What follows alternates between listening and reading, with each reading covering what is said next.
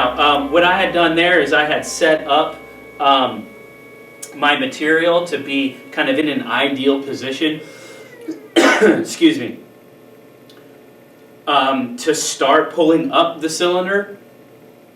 I referenced that as the move. There's another video specifically about the move.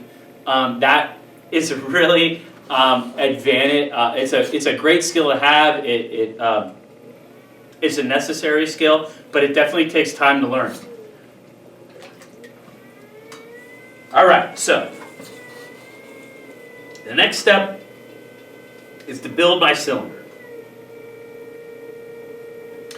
What I want to do is, again, I have these opposing forces, and what I'm trying to do is I'm going to compress the material between my fingers, and you can see that there's like this bead of clay that builds above my fingers, and what I'm trying to do is then guide that bead up through space. Okay, so like this.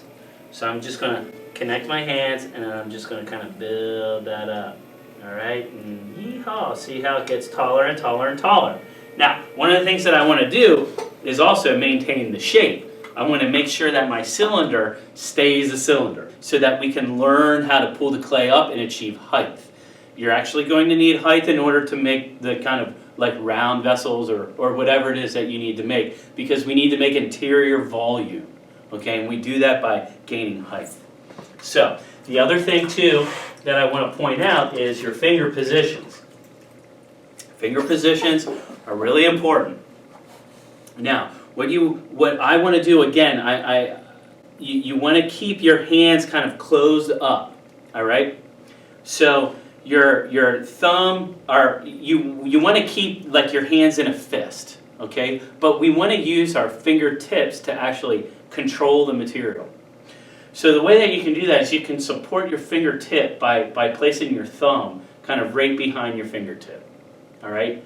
And what that does is it kind of closes off your hand here, and now I can use all of these muscles to apply force right out of my finger. Okay, so that's going to be important. All right. The other thing is that the hardest thing with pulling cylinders is you're also going to have to keep your fingers together. You're going to have an interior finger and an exterior finger. All right, on the inside and the outside. And what we're doing is we're compressing the material between those fingers and then pulling it up. Now, the hardest thing that you're going to have to learn with this part of the process is keeping your fingers together. It's really easy to let your fingers slip, okay, or away from each other, or from above, above and beneath and side to side. So a way that you can help keep your fingers together is, again, to use your thumb as like a way to find your finger. Now, you can see I can use my thumb to find my finger wherever. I don't even have to look at it, right? So I can use that concept. I'm going to put my left hand on the inside, okay, and my right hand on the outside. The other thing, too, is that you want to make sure that, again, we're thinking of it as a clock. You only want to be working between 3 o'clock and 6 o'clock if you're a righty. Okay, if you're a lefty, you only work between 6 o'clock and 9 o'clock. All right, you're never up here or over here if you're a righty. Okay, you always want to kind of stay right in this range. You want the material to always be leaving your fingers. All right. Okay, so, and you can see it's like leaving my finger, right, as the wheel rotates. That's what I mean by that. All right, so get back to the point, finding my fingers. So I can use my thumb to kind of feel where my interior finger is here, all right? And then I can use and support this my exterior hand, my right hand, my power hand here, with my thumb, and I can come right next to my thumb, okay? And right there it is. I can feel my finger. And it's going to be hard for you guys to learn how to feel your fingers through the clay. You've got to develop a sense for that. All right. Now what I can do is compress that material, and as soon as I feel that bead, I can begin to guide it up through space.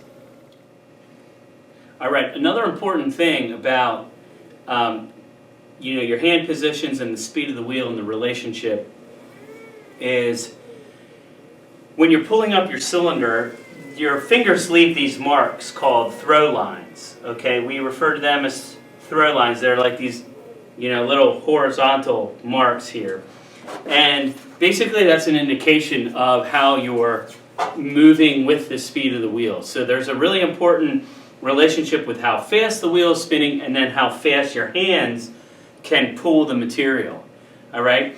So if you pull the material too quickly, it's just going to create this like disorganized, messed up looking piece of clay.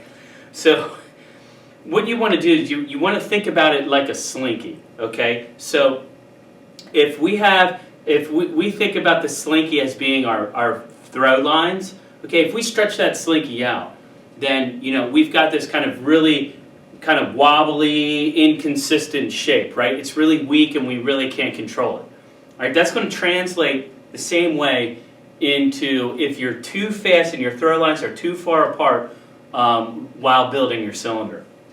So what you want to do is you want to think about how when you compress that slinky, how the wire is really, really tight and creates this really consistent, really stable shape. All right, and that's how you want to think about your throw lines should be, especially when you're learning. When you get a little bit more experience, you'll be able to understand how to push the material. But in the beginning, you want to think about how the relationship of the speed of the wheel is, the relationship between how fast your hands are moving with the speed of the wheel. All right, so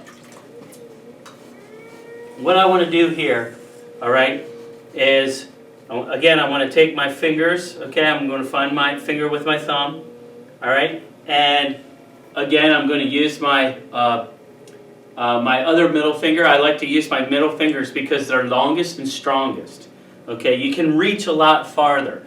And you can use your pointer fingers, okay, and you'll see me, I might change up my fingers and I'll do different things at different times. But in the beginning, I'd suggest that you learn with your middle fingers. Again, because you have the farthest reach with them. All right, so, okay, and what I'm going to do is I'm going to come here right at the bottom, and you can see I'm going to compress that material, I'm going to gather my bead, and I'm going to lift that material through space. All right, and now I'm just going to kind of await on the cylinder. So another important aspect is as you're pulling up the material, at the bottom you're going to have a lot more resistance. There's a lot more material. So you're going to have to push harder at the bottom. Okay? Now, as you rise up through the cylinder, you're going to have to decrease that pressure. All right? You're going to have to begin to understand and develop a sense for how much pressure you need to use as you're drawing the material up through space. So typically, as you rise, you don't need to push as hard. All right? If you keep pushing really hard, you're just going to rip through your cylinder. You're just going to tear it. All right? So there's definitely like a give and take. You want to be able to feel how to push it, and then you want to also be able to feel when to like release that pressure and when to think about more of stabilizing or just kind of like compressing the material into position. All right, so at the bottom here, what I'm going to do is I'm pushing really hard. All right, I'm collecting that material, and then as I'm rising up, I'm still pushing pretty hard, but right about now, okay, I've released a lot of that pressure, and now I'm just trying to follow through. I'm just trying to create a nice consistent shape. All right, and you can see how I'm also keeping my cylinder shape more of like a cylinder, okay, or like slightly tapered in. All right, you want to think about the shape of the Eiffel Tower. You know how it kind of slopes inward. All right, that's because it's really, really strong. So I'm going to transfer that. It's kind of similar, engineering thinking into building up my cylinder. You'll see a lot of the cylinders that I build when they're really tall, they kind of just taper in a little bit. You can be either vertical or slightly tapered in. What you don't want to do is, push it, flare it out, or have any type of shape into it. If you get into shape before you pull up all of your clay into your cylinder, then it's going to be really, really hard Typically what happens is if you continue to try and pull material through like a cylinder that already has shape into it, it's really easy to tear or it'll flop or something like that. So you really need to work on controlling the cylinder shape, and that's done by your outside hand. Okay, your outside hand really drives the shape of the cylinder. I'm just going to do one more pull just to kind of make everything consistent. And there we go. Now I'm just kind of shaping it. All right. Okay, and you can see the consistency that I want to try and get you guys to achieve with this project. You can see right here, I've got a really consistent clay wall from bottom to top. Okay, and then I've got this really consistent thickness in the floor. Okay, and I've also got this really nice consistent shape vertically. So that's really what I want you guys to focus on trying to achieve. You can also see that my cylinder shape is about 5 or 6 inches tall, which is definitely ideal. We're definitely going to need height in order for you to create volume into your shape. So height first. So that's really going to be our goal for this initial cylinders project.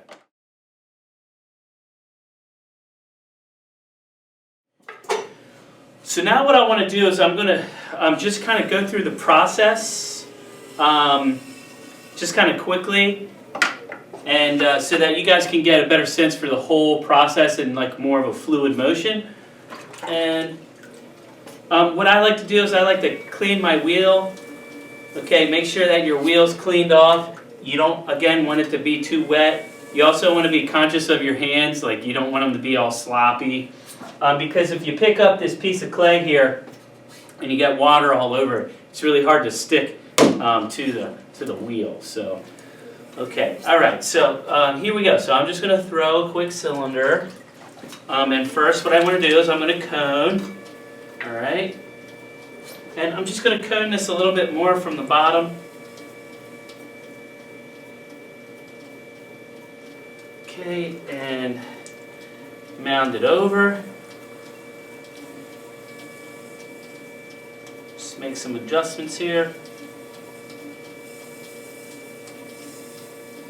Okay, now I'm ready to go. Okay, I find my center.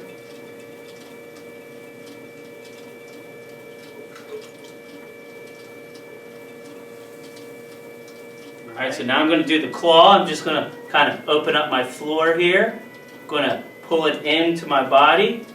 And now I'm going to compress and level off my floor. Make sure that I have a nice, clean, consistent base to start from. Okay, and now I'm just going to kind of reposition this material into a good starting position. Alright, so here I go. So I'm going to make a pull. Have to be careful. There we go. I'm just going to slow the wheel down a little bit. Slow my process. I was a little too excited there. Alright, so again. Now notice how I'm waiting for the material to move. Alright, I'm waiting for it to move before I guide it into position. Alright, making sure I don't get too thin. You don't want to get too thin. Alright, so I'm just going to kind of do a final pull here, just to kind of straighten everything out. Alright, now it's going to be really important that you guys kind of build into your process this efficiency. Alright, you can see it's taken me just like a couple of minutes to pull up this cylinder. And that's what I really want you to build up to. Alright, and it's going to take some time, so I'm going to ask you guys to have some patience. Give yourself plenty of time to learn. But this is definitely kind of like a bigger cylinder than what I expect from you guys. I expect something, within anywhere between the 4 to 6 inch range. The cylinder project actually asked for 6-inch cylinders, so that's definitely my goal. Okay, but the overall goal really is to learn how to create a consistent, straight cylinder to demonstrate your control. All right, and when I cut this open, yay, you're going to see that I have this really consistent thickness from bottom to top. All right, that definitely shows that you understand, the how to use your hands and your fingers, and that you can assess the material between your fingers. And so yeah, so this is a pretty good cylinder, and so this is hopefully what you guys are going to be getting into.